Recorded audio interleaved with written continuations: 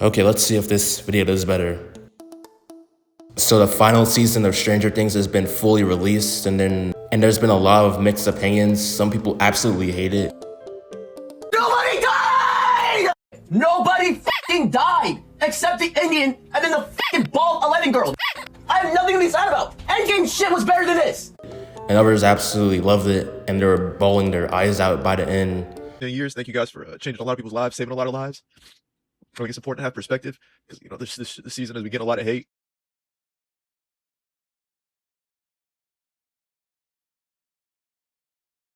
So I'm just gonna give my opinion on this season. Now, obviously, major spoilers if you still haven't watched the show yet. And if you haven't watched it, do it and come back to this video. Now, I have good things to say, but I also have critiques about it and some pretty major ones. But I'm not like some of these hating-ass motherfuckers online where they think the whole season is awful, but they're like watching it on their phone the whole time. And I would say I'm a decently big fan of the show. I'm not hating just to hate. There's also this conformity gate theory where some people think there's gonna be a secret 9th episode, and there's a lot of coincidences that add up, but I don't think it's gonna happen. But it's funny because I've heard some people say that the finale was so bad that fans are now coping, and they think that they intentionally messed up the finale. It's just funny. There's also hella drama about ships, but I ain't touching that today. That could be a whole video itself. But anyways, let's start off with some of the flaws. Let's be honest, the final fight was kind of boring for a final fight. And it took like, what, 7 minutes to defeat Vecna? Vecna of all people? Even boss fights in games take longer than that. Like, I was expecting an endgame level fight. So what did it take to defeat Vecna? Apparently him getting impaled by a spike. The same guy who could regenerate his limbs and split the town into 4 pieces. And speaking of that, season 4's cliffhanger was so chilling, like just seeing the upside down spill into the town. And it looked all dark and post-apocalyptic at the beginning of season 5. Oh, everything's perfectly fine. The government just covered it up as a big earthquake. We just covered the rips with metal plates. The town is quarantined, but everything's still normal. Businesses are open and the kids are still going to school. Like, already did ass. I felt like they could have expanded on it a lot more and came up with interesting things. And then they fought that Mind Flayer spider-looking creature, and they all came out unscathed. Like, there's like a little too much plot armor here. Now, I'm not saying I want any of the main characters to die because I didn't, but no one even got slightly injured while that spider thing is stomping everywhere with its big ass legs and it didn't eat them alive. Like, I just think it should have been longer and there should have been more close calls, or maybe someone should have gotten a wound somewhere or a broken ankle or something, which would have raised the stakes since there's less people able to fight the thing. And that would have made more sense since they weren't really expecting it. Yeah, just some of the pacing feels off, like Max having a whole podcast with Holly while the portal is open when it closed before because of the same issue where she waited too long. Like, they could have had that conversation while they were walking in the desert or in the cave or just anywhere except the red place. So now for the coming out scene. There's just like too many people in that room when Will was coming out. And some of those people, they're like completely irrelevant to him. Like, why was Murray there? Why was Callie there? He's never talked to any of them. I just think that it should have just been his mom, his brother, Robin, Mike, and maybe the rest of the main boys. And it was also kind of long and drawn out of him going like, oh, I'm just like you in every other way. I like doing this, I like doing that. That part could have been shortened.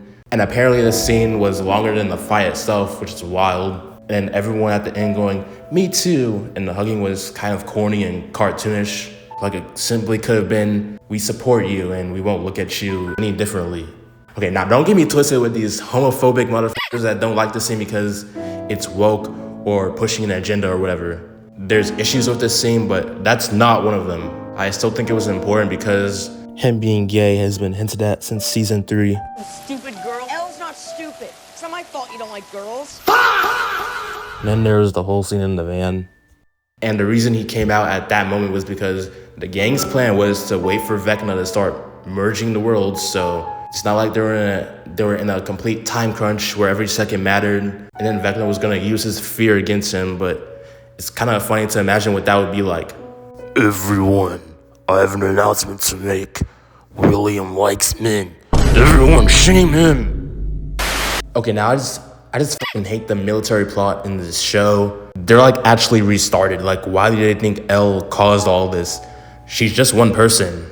And then Dr. K was useless because all she did was get out of cars and hold a gun. Am I wrong? And then the military just lets the gang go free after they shot all of their soldiers just because they saw Elle die. It just kind of shows how hellbent they were on finding her. Killing our soldiers is fine, but the fact that Elle is still alive crosses the line. It's like the plot's only purpose was set up to have Elle die. Now this season probably wouldn't have gotten as much backlash if the Duffers kept their damn mouth shut, because these interviews are making it so much worse. Everything happened off screen. Everything is up for interpretation. Like, they don't even know the story they wrote. So apparently the military left Hawkins because there's nothing to do, and they guess that they left town. Like, you mean guess? You wrote the story, gang. And then apparently Hopper and Joyce realized they went to high school with Henry off screen. Like, what? Just write a few lines of that in the actual show. You know what? I'll say the rest of my opinions off camera, but I'll mention them later in a Twitter post. See you guys later.